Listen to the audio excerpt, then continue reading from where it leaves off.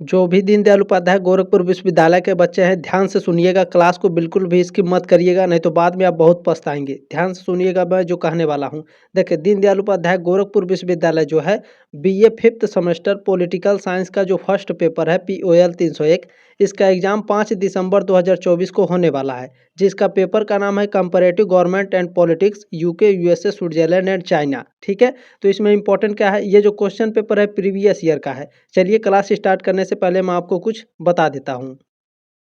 देखिए दोस्तों, जब आप प्लेलिस्ट में जाएंगे तो आपको बहुत सारे क्लासेस मिलेंगी। ठीक है, यहाँ political science paper 1 BA fifth semester 2025 के लिए 2024 के लिए मैंने बहुत सारे क्लासेस करा रखे हैं।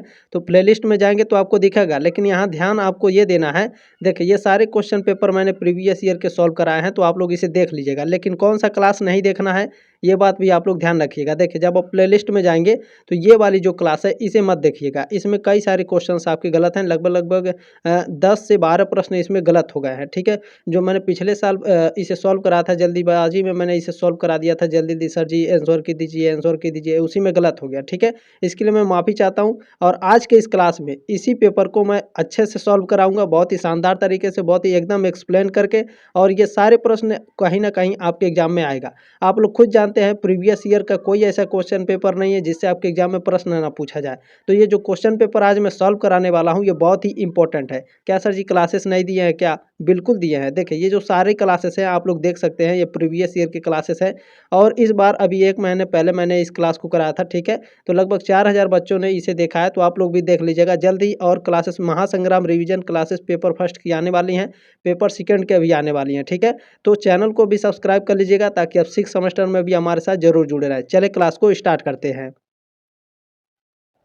यहाँ पर जो क्वेश्चन पेपर का नाम लिखा हुआ है प्रिंसिपल ऑफ पब्लिक एडमिनिस्ट्रेशन, इसे देख करके कंफ्यूज मत हो जाइएगा। POL 302 सर जी ये तो पेपर 2 है, ऐसा नहीं है। जब पिछले साल आप लोगों का पेपर हुआ था, तो जो जिन्होंने ये पेपर जहाँ पर ये छापा था, वो क्या किया था कि यहाँ पर जो POL 301 छापना था, POL 302 छाप के दे दिया, और पेपर का नाम भी आपका गलत छाप के दे दिया। हालांकि ये क्वेश्चन पेपर POL 301 का है। ठीक है, पेपर 1 का है। कैसे पता चलेगा? जब आप अभी क्वेश्चन पे जब आप क्वेश्चंस देखेंगे तब आपको लगेगा कि हाँ, ये पेपर 1 का है। ठीक है, ऐसे नहीं समझ में आएगा। अभी मैं क्वेश्चन भी दिखा दूंगा। ठीक है, चलिए, ये बात भी आप लोग ध्यान रखिएगा, ये पेपर 1 है। ठीक है, ये बात ध्यान रखेंगे, पेपर 1 है, comparative government and politics UK USA Switzerland and China. इसी से संबंधित आपको इसमें प्रश्न दिखेंगे। हालांकि क्वेश्चन सारे वही थे, लेकिन आपका जो यहाँ पर पेपर का नाम है और जो पेपर कोड है, ये आपका चेंज कर दिया था। तो चिंता मत करिए, आप लोग आराम से क्वेश्चन पेपर देखिएगा। ठीक है, और भी क्वेश्चन पेपर मैंने कराया है तो देख लीजिएगा। ये POL 300 के एक है, ये बात आप लोग ध्यान रखिएगा। ठीक है, अधिकतम अंक आपका 75 रहता है, बाकी आपको 1.5 घंटे का समय दिया जाता है, ये बात भी आप लोग ध्यान रखिएगा। ठीक है, चलिए, 50 प्रश्न आपको दिए जाते हैं, ये बात भी आप लोग ध्यान रखेंगे। चलिए स्टार्ट करते हैं। देखें, आप लोग प्रश्न ही देख करके पता लगा लेंगे कि ये पेपर 1 का है। किसी देश में तुलनात्मक राजनीति अध्ययन के लिए निम्नलिखित में से किसका अध्ययन किया जा सकता है? तो राजनीति दलों का अध्ययन किया जा सकता है, सेनाओं का भी और संसदों का भी। ठीक है, डी ऑप्शन आपका राइट है इसमें, पहले का। ठीक है, ये देखिए पेपर 1 का ही है सारे आपके क्वेश्चन। ठीक है, देखिए यहाँ पर दूसरा क्वेश्चन देखिए, ये भी आपका। ऐसा मैं आपको इसलिए बता रहा हूँ ताकि आप लोग कंफ्यूज ना हो जाएं। और बाकी सभी बच्चों से कह दीजिए, BA सेमेस्टर वाला चैनल पर आपके सारे सब्जेक्ट की और सारे सेमेस्टर की तैयारी बिल्कुल फ्री में कराई जाती है। ठीक है, टेलीग्राम ग्रुप ज्वाइन कर लीजिएगा। मैं जितने क्लासेस कराता हूँ बिल्कुल PDF और नोट्स सब फ्री में है। ठीक है, डाउट सेशन क्या है? तो डाउट सेशन टेलीग्राम पर जो भी आपकी समस्याएं हैं, आप टेलीग्राम ग्रुप ज्वाइन कर लीजिएगा। उसमें आप हमसे कोई भी वार्तालाप कर सकते हैं, चिंता करने की आवश्यकता नहीं है। बाकी बहुत सारे बच्चे हमसे ऐड हुए हैं, कम से कम वहाँ पर 1400 बच्चे हैं। ठीक है, तो आप लोग भी ज्वाइन हो जाइएगा और बाकी बच्चों को भी बुला कर लाइएगा। और सबसे बड़ी बात ये है, मोस्ट इम्पोर्टेंट, ये आपकी जिम्मेदारी है कि आप लोग इस क्वेश्चन पेपर को आगे व्हाट्सएप पर जरूर शेयर कर दीजिएगा ताकि एक भी बच्चों का बैक ना लगे। ठीक है, चले अब ज़्यादा बात नहीं करेंगे, टॉपिक पर आएंगे सीधे और ये पेपर को ख़त्म करेंगे। चले, दूसरा प्रश्न इसमें क्या पूछा गया है आपका, चलिए ध्यान से देखते हैं। देखिए, दूसरा प्रश्न आपका पूछा है, तुलनात्मक राजनीति केंद्रित है विषय वस्तुओं पर, क्षेत्रों पर, देशों पर या फिर उपरोक्त सभी पर? तो जो तुलनात्मक राजनीति केंद्रित होती है वो थीम्स पर होती है। ठीक है, रेजियंस पर होती है और कंट्रीज पर भी होती है, देशों पर, क्षेत्रों पर और आपके वस्तुओं पर भी। ठीक है, डी ऑप्शन आपका राइट है, उपरोक्त सभी। चले, अगला प्रश्न देखिएगा, तीसरा पूछा गया था इसमें, तुलनात्मक राजनीति ज़्यादातर एक पद्धति जो केंद्रित है, किस पर केंद्रित है? तो विश्लेषण का कौन सा भाग और विश्लेषण का क्या भाग, इन दोनों पर केंद्रित होती है। सी ऑप्शन आपका राइट है, ठीक है। और भी मैं आप लोगों के लिए मॉडल पेपर लेकर आने वाला हूं, तो ध्यान रखिएगा, ठीक है। जब सब्सक्राइब कर लीजिएगा तो नोटिफिकेशन को ऑन कर लीजिएगा। मैं कल क्लास लेकर के आऊँगा, ठीक है, ये बात ध्यान रखेंगे आप लोग।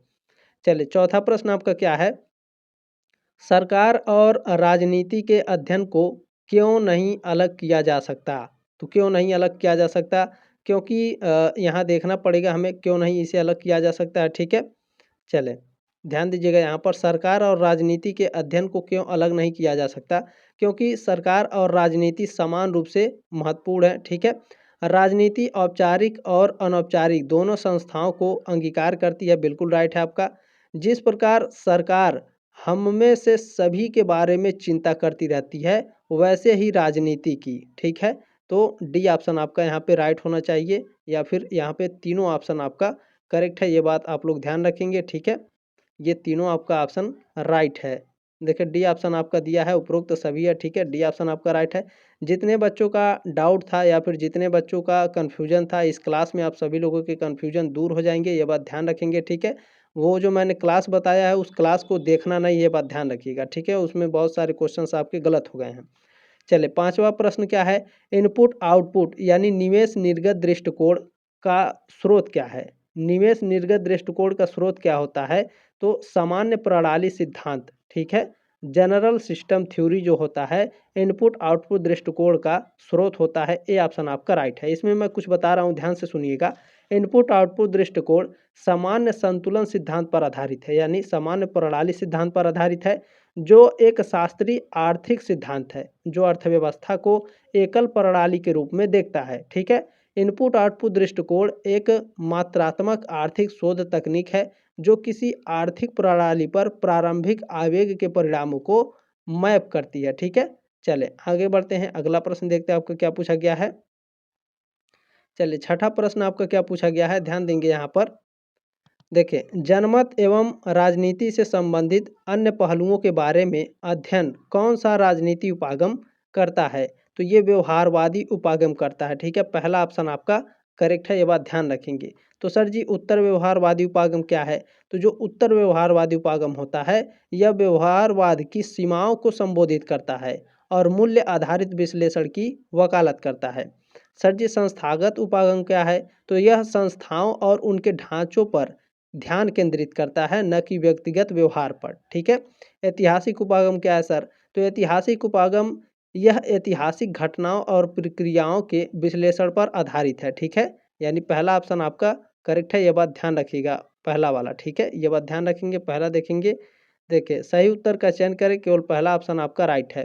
देखिए, केवल दीनदयाल उपाध्याय गोरखपुर विश्वविद्यालय है जो आपका इतना कठिन पेपर बनाया था। सारे यूसीजी नेट में जो एग्ज़ाम होते हैं उसके सारे क्वेश्चंस आपके उठा उठा के इसमें दिया था।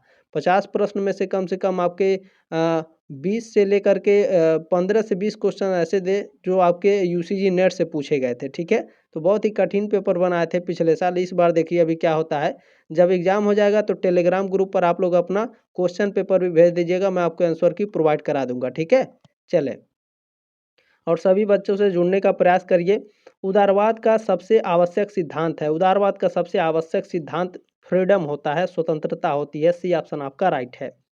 अगला प्रश्न देखिएगा, एक व्यक्ति एक वोट का तात्पर्य है। एक व्यक्ति एक वोट का तात्पर्य क्या होता है बताने का प्रयास करेंगे सभी लोग। देखिए, एक व्यक्ति एक वोट का तात्पर्य होता है राजनीति समानता, ठीक है।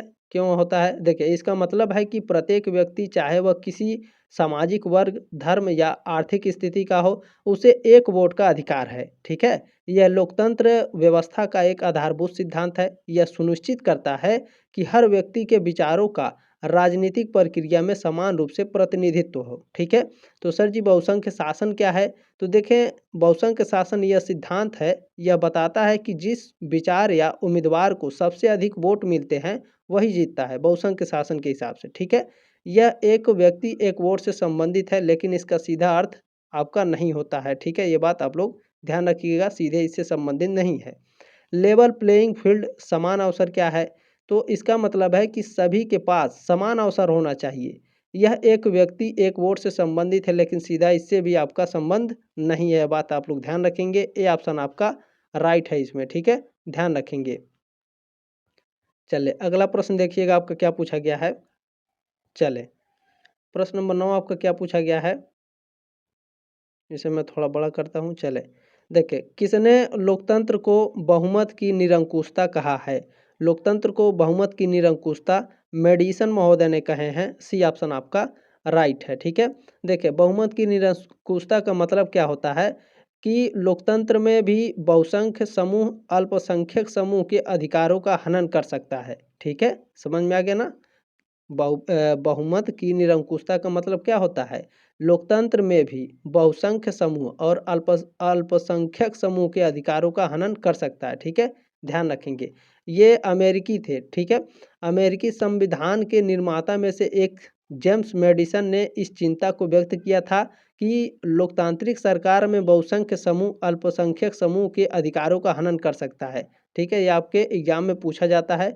यह वाक्य किसने कहा है या फिर यह कथन किसका है कि चिंता, ठीक है, व्यक्त किया, इस चिंता को व्यक्त किया था कौन? देखिए, लोकतांत्रिक सरकार में बहुसंख्य समूह और अल्पसंख्यक समूह के अधिकारों का हनन कर सकता है। इस ये जो कथन है जेम्स मेडिसन का, और ये अमेरिकी संविधान के निर्माताओं में से एक थे। ये बात आप लोग ध्यान रखिएगा, ठीक है। चलें 10वां प्रश्न आपका पूछा गया है, निम्नलिखित में से किसका विधि के शासन से घनिष्ठ संबंध है? विधि के शासन से देखें, इसमें जो आपका जुडिशियल सुप्रीमेसी है, ठीक है, न्यायिक सर्वोच्चता है, ये आपका विधि के शासन से घनिष्ठता से संबंधित है। बी ऑप्शन आपका राइट है, ठीक है। चले आगे बढ़ते हैं, अगला प्रश्न देखते हैं आपका क्या पूछा गया है। चले एक सेकंड, चले अगला प्रश्न देखिएगा, ठीक है। चले अगला प्रश्न देखिएगा, 11 नंबर प्रश्न आपका क्या पूछा है, निम्नलिखित राजनीतिक दलों में से किस एक को विश्व में समाजवादी दलों के अग्रणी के रूप में वर्णित किया गया है? किसे किया गया है? तो ब्रिटेन की लेबर पार्टी को वर्णित किया गया है। सी ऑप्शन आपका राइट है। कैसे सर जी? देखिए, ब्रिटेन की जो लेबर पार्टी है विश्व में समाजवादी और श्रमिक वर्ग से जुड़ा है, ठीक है।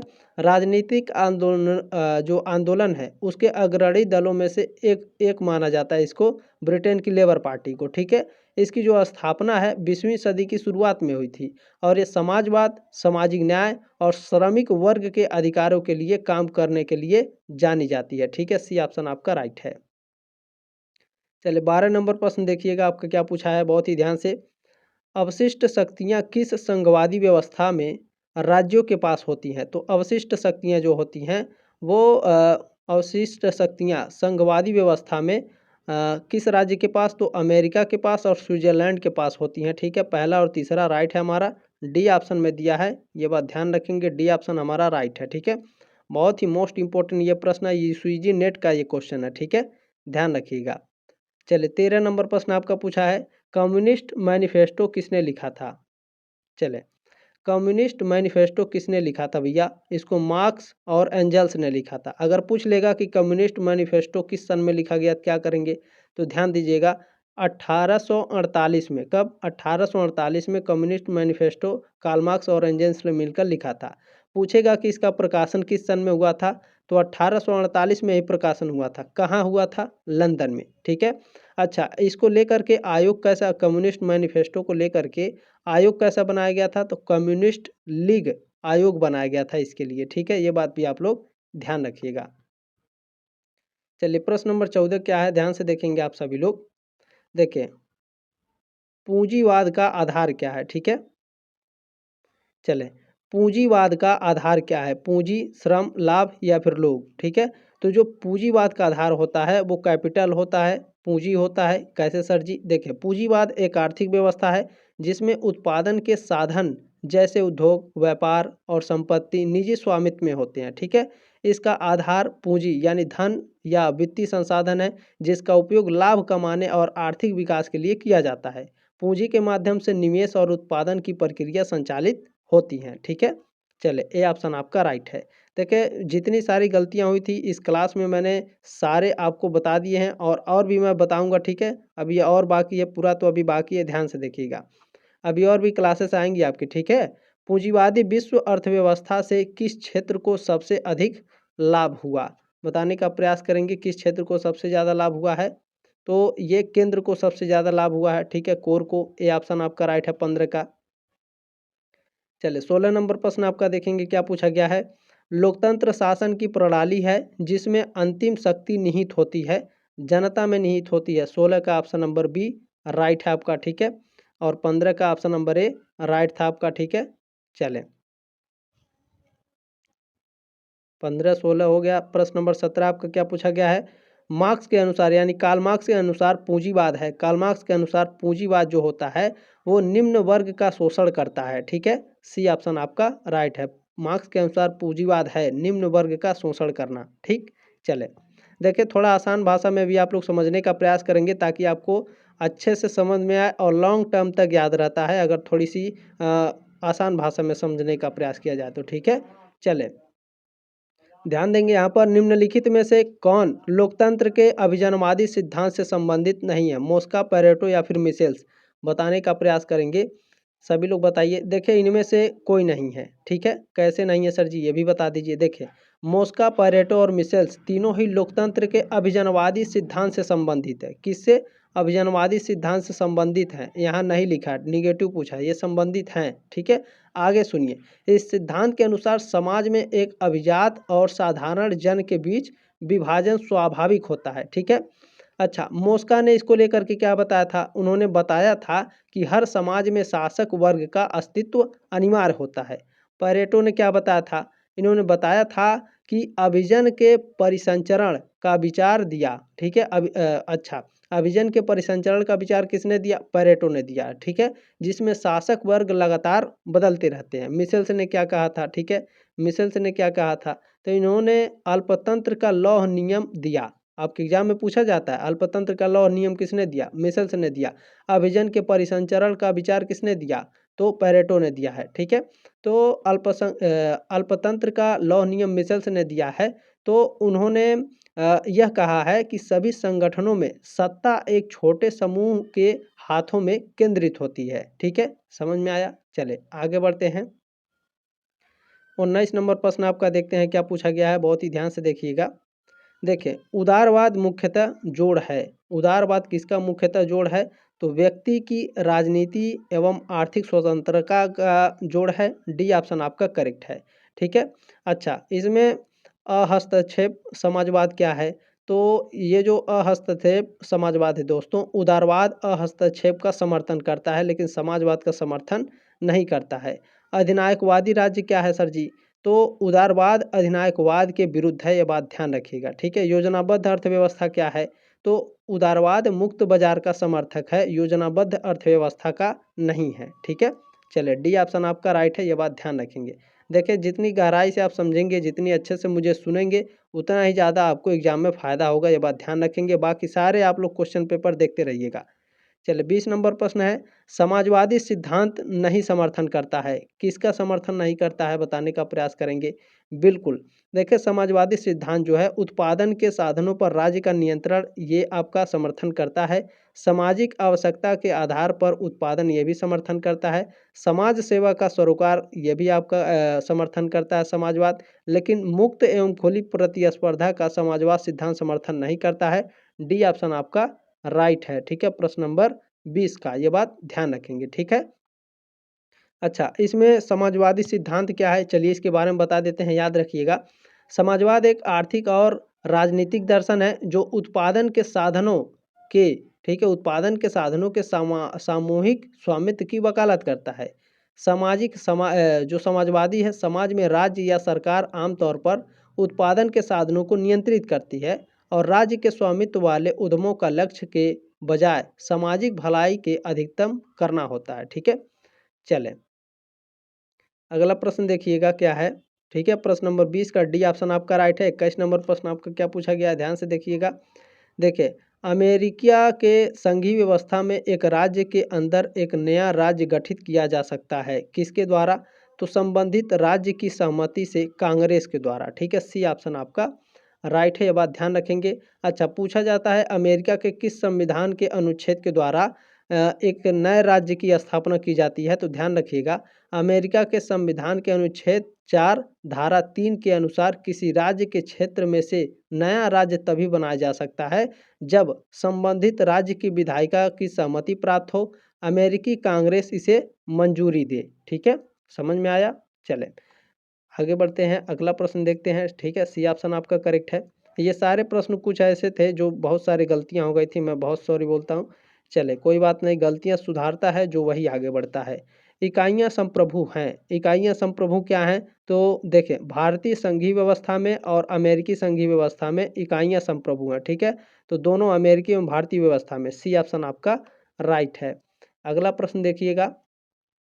अच्छा, जो विधि का शासन है, ठीक है, इसकी उत्पत्ति फ्रेंच के शब्द ला प्रिंसिपे डे लेजिलाइड से हुई है, जिसका मतलब है कानूनी सिद्धांतों पर आधारित सरकार। ये प्रश्न आपके एग्जाम में पूछा जाता है। ठीक है, यहाँ अभी मैं आपको बताने वाला हूँ, ध्यान से देखिएगा इसे। ठीक है, चले देखिए निम्नलिखित में से कौन सा संवैधानिक सरकार की विशेषता है? संवैधानिक सरकार की विशेषता क्या है बताने का प्रयास करेंगे। यह कानून द्वारा संचालित सरकार है, बताने का प्रयास करेंगे सही है कि नहीं। बिल्कुल राइट है आपका। यह व्यक्ति की ओर से सत्ता पर सीमाएं लगाता है, बिल्कुल आपका राइट है। ठीक है, तो इसमें राज्य का प्रमुख निर्वाचन होता है, ये आपका गलत है। तो हमारा पहला और दूसरा करेक्ट है। देखिए बी ऑप्शन में दिया है पहला और दूसरा। ठीक है, 23 का बी ऑप्शन आपका राइट है। ठीक है, चले अगला प्रश्न देखिएगा आपका क्या पूछा गया है। चले यहाँ पर देखिएगा आप लोग, विधि का शासन का तात्पर्य है, विधि का शासन का तात्पर्य किससे है? संवैधानिक सरकार सबसे बेहतर सरकार है। यह सरकार के कार्यों पर सीमाएं लगाता है। कोई व्यक्ति या संस्था विधि से श्रेष्ठ नहीं है, बताने का प्रयास करेंगे। तो विधि का शासन का तात्पर्य ये सभी है। ठीक है, संवैधानिक सरकार सबसे बेहतर सरकार है। ठीक है, और यह सरकार के कार्यों पर सीमाएं लगाता है, ये भी राइट है। और कोई व्यक्ति या संस्था विधि से श्रेष्ठ नहीं है, ये भी राइट है। कैसे सर जी, एक्सप्लेन करके बताइए। बिल्कुल देखिए, विधि का शासन रूल ऑफ लॉ, इसका मतलब क्या होता है? सभी सरकारी कार्य विधि के दायरे में होते हैं और किसी भी व्यक्ति या संस्था को विधि से ऊपर नहीं माना जा सकता है। ठीक है, ये बात ध्यान रखेंगे। तो संवैधानिक सरकार सबसे बेहतर सरकार है। ठीक है, इसका मतलब क्या है? विधि का शासन यह सुनिश्चित करता है कि सरकार संविधान और कानूनों के तहत काम करे, जिससे नागरिकों के अधिकारों की सुरक्षा होती है। ठीक है, अच्छा ये क्या है? यह सरकार के कार्यों पर सीमाएं लगाता है सर जी। तो विधि का शासन यह सुनिश्चित करता है कि सरकार अपने अधिकारों का उपयोग कानूनी सीमा के भीतर करे और उसके कार्यों की समीक्षा हो। ठीक है, कोई व्यक्ति या संस्था विधि से श्रेष्ठ नहीं है, इसका मतलब क्या है? इस सिद्धांत के अनुसार चाहे वह कोई भी व्यक्ति या संस्था हो, वे सभी कानून के तहत समान होते हैं और किसी को भी विधि से ऊपर नहीं माना जा सकता है। ठीक है, तो आपका सभी राइट है। देखें इसमें डी ऑप्शन में दिया है उपरोक्त सभी। ठीक है, चले अगला प्रश्न देखिएगा, प्रश्न नंबर 25 आप लोगों का क्या पूछा गया है।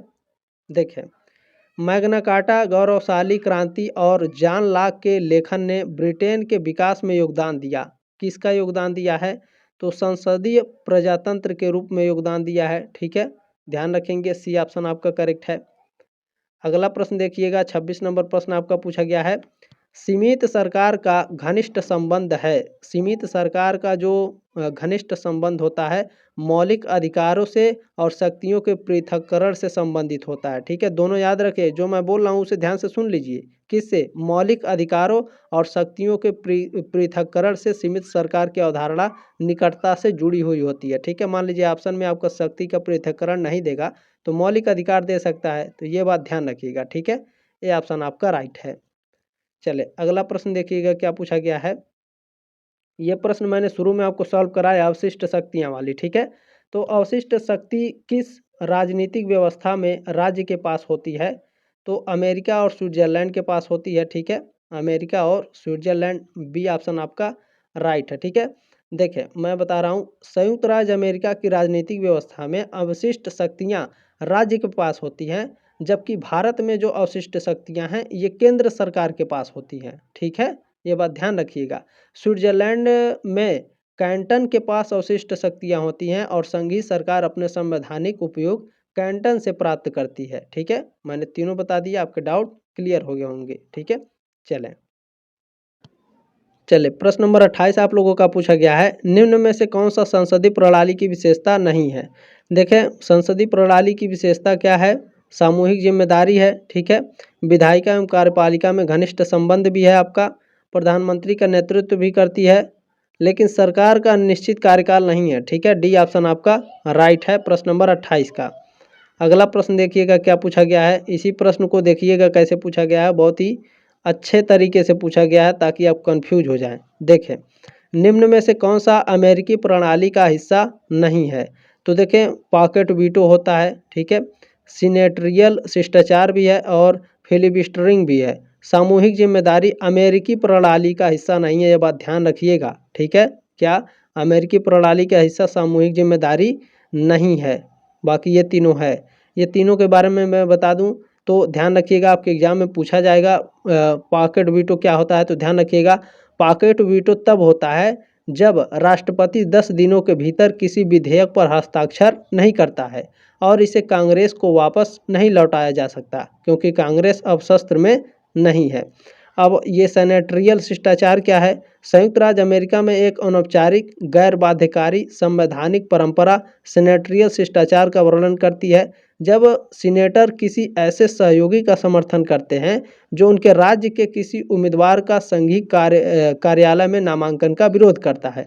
फिलिबस्टरिंग क्या है सर जी, तो ये जो फिलिबस्टरिंग है एक राजनीतिक प्रक्रिया जिसमें विधायी निकाय के सदस्य बहस को लंबा खींचकर प्रस्तावित कानून पर निर्णय में देरी करते हैं या उसे रोकते हैं। ठीक है, चलें, बी ऑप्शन आपका राइट है 29 का, ये बात आप लोग ध्यान रखिएगा।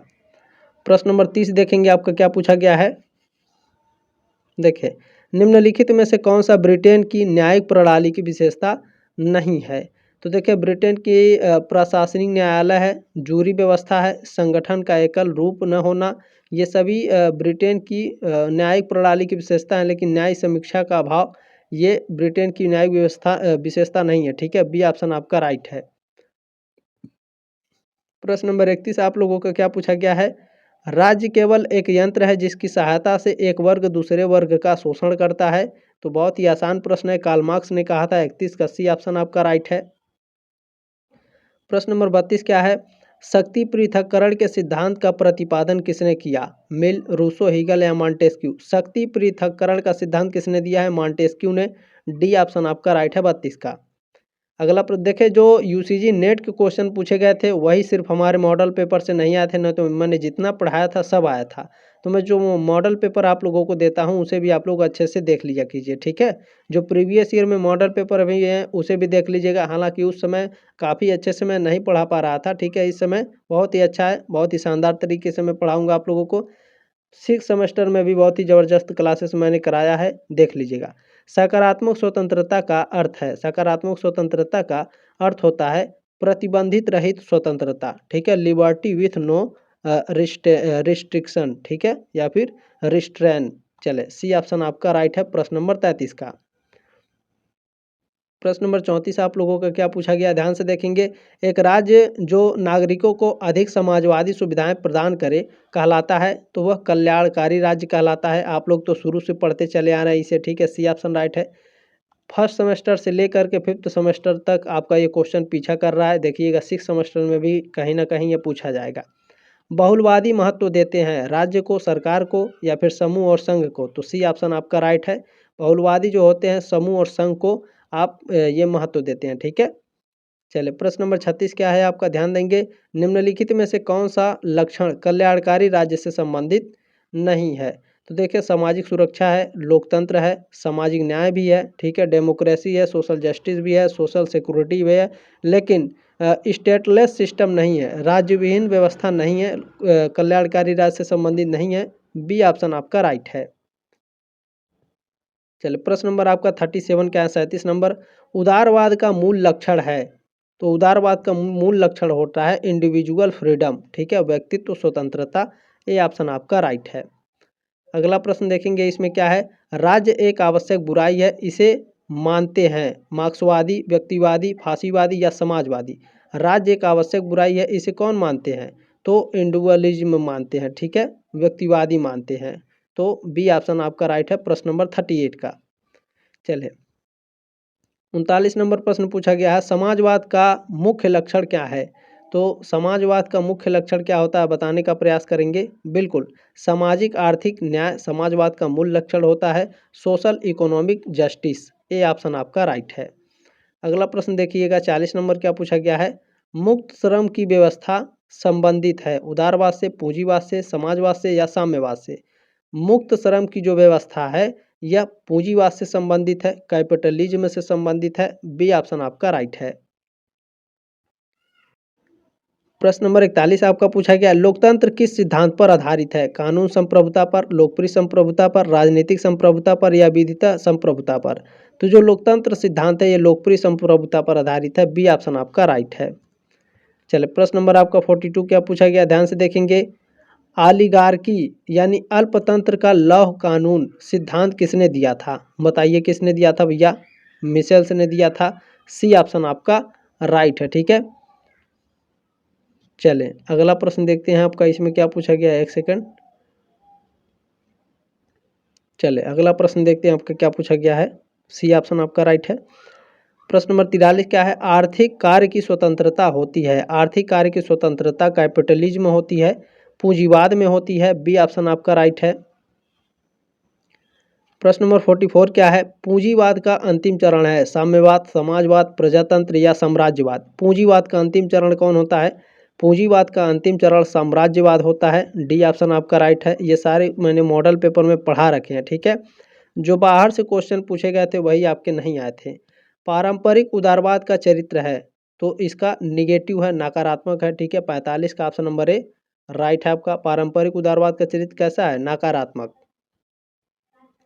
प्रश्न नंबर 46 क्या है आपका, निम्नलिखित में से कौन से देश में दोहरी नागरिकता के साथ संघीय प्रणाली है? तो ये अमेरिका में है भैया। बी ऑप्शन आपका राइट है प्रश्न नंबर 46 का। प्रश्न नंबर 45 का ऑप्शन नंबर ए राइट है, प्रश्न नंबर 46 का ऑप्शन नंबर बी राइट है, ठीक है। चले प्रश्न नंबर 47 देखेंगे, बहुत ही जबरदस्त क्वेश्चन है। निम्नलिखित का सही मिलान करें। ये सारे यूसीजी नेट के क्वेश्चन है, ठीक है। सामूहिक जिम्मेदारी, तो सामूहिक जिम्मेदारी ये यूनाइटेड किंगडम से ली गई है, ठीक है। ये ऑप्शन आपका राइट है, तीसरे से संबंधित है, ठीक है। देखते चलेंगे। बहुदलीय प्रणाली हमारे प्यारे देश भारत में भैया, तो बी का हमारा पहला हो गया, ठीक है। और जनमत संग्रह ये कहाँ से लिया गया है? जनमत संग्रह बिल्कुल स्विट्जरलैंड से, ठीक है। सी का ऑप्शन नंबर चौथा आपका राइट है, ये बात ध्यान रखेंगे। और लास्ट में क्या बचा है, कानून की उचित प्रक्रिया, ये यूएसए से संबंधित है, ठीक है। तो डी का कौन सा हो गया? डी का हो गया आपका दूसरा। ये आप लोग ध्यान में रखिएगा, ठीक है। 3 1 4 2, 3 1 4 2, चलिए देखते हैं किस में है। 3 1 4 2 इसमें दिया है, 3 1 4 2, ठीक है। सी ऑप्शन आपका राइट है। चले अगला प्रश्न देखिएगा आपका क्या पूछा है। प्रश्न नंबर 48 है, निम्नलिखित कथनों में से कौन सा एक सही है? कौन सा सही है बताने का प्रयास करेंगे, चलिए देखते हैं। एक समाजवादी राज्य यथास्थिति का समर्थन करता है, क्या यह सही है या फिर गलत है? तो यह आपका गलत है, ठीक है। एक समाजवादी राज्य भूमि एवं खानों का राष्ट्रीयकरण करना चाहता है, क्या यह सही है या फिर गलत है? तो बिल्कुल राइट है आपका, ठीक है। बी ऑप्शन आपका करेक्ट है प्रश्न नंबर 48 का। प्रश्न नंबर 49 आपका क्या पूछा गया है, निम्नलिखित में से कौन सा प्रत्यक्ष लोकतंत्र का उपकरण नहीं है? बताने का प्रयास करेंगे सभी लोग। प्रत्यक्ष लोकतंत्र का उपकरण कौन नहीं है? तो सार्वभौम वयस्क मताधिकार, ठीक है। देखिए लोक निर्णय, जनमत संग्रह और आरंभक ये प्रत्यक्ष लोकतंत्र के उपकरण है। सार्वभौम वयस्क मताधिकार नहीं है, ठीक है। ये क्या होता है? तो सार्वभौम वयस्क मताधिकार जो होता है प्रत्यक्ष लोकतंत्र का उपकरण नहीं है। प्रत्यक्ष लोकतंत्र के उपकरण कौन कौन से? जनमत संग्रह, पहल, स्मरण, लोक संग्रह, ठीक है। चलें ये लास्ट प्रश्न है, ध्यान से देखिएगा इसे। आपने जो प्यार और सपोर्ट दिया है इसके लिए बहुत बहुत धन्यवाद। इसी तरह से अपना प्यार और सपोर्ट बना रखिए। मैं दिन रात आप लोगों के लिए मेहनत कर रहा हूँ। मॉडल पेपर महासंग्राम रिवीजन क्लासेस मैं आपके लिए प्रोवाइड करूँगा, ये मेरा वादा है, ठीक है। क्वेश्चन पेपर ऑलरेडी पड़े हुए हैं, प्रीवियस ईयर के आप लोग क्वेश्चन पेपर ढूंढते ही हैं तो पड़े हुए हैं, ठीक है। डिस्क्रिप्शन बॉक्स में प्लेलिस्ट का लिंक है, जाइए आप लोग आराम से देखिए। और जो क्वेश्चन डाउट में है उसे तुरंत आप लोग स्क्रीनशॉट लेकर टेलीग्राम पर भेज दीजिए, उसका तुरंत आंसर मिल जाएगा आपको, ठीक है। चले इतना सारा आपको सब फ्री में है, एक भी पैसा नहीं देना, ठीक है। चले, लोकतांत्रिक केंद्रीकरण किस देश से संबंधित है? लोकतांत्रिक केंद्रीकरण ये चाइना से संबंधित है, ठीक है। सी ऑप्शन आपका राइट है प्रश्न नंबर 50 का। लोकतांत्रिक केंद्रीकरण चीन से जुड़ा है। चीन के पीपुल्स रिपब्लिक ऑफ चाइना की राज्य एक लोकतांत्रिक केंद्रीवाद के सिद्धांत को लागू करते हैं, ये बात ध्यान रखिएगा, ठीक है। चीन गणराज्य युग के दौरान 1923 में कुओमिंतांग ने लोकतांत्रिक केंद्रीवाद की लेनिनवादी प्रथा को पेश किया था, ये भी आप लोग ध्यान रखिएगा, ये पूछा जाता है आपके एग्जाम में, ठीक है। जल्दी मिलते हैं आपके नेक्स्ट क्लास में, तब तक के लिए जय हिंद, वंदे मातरम।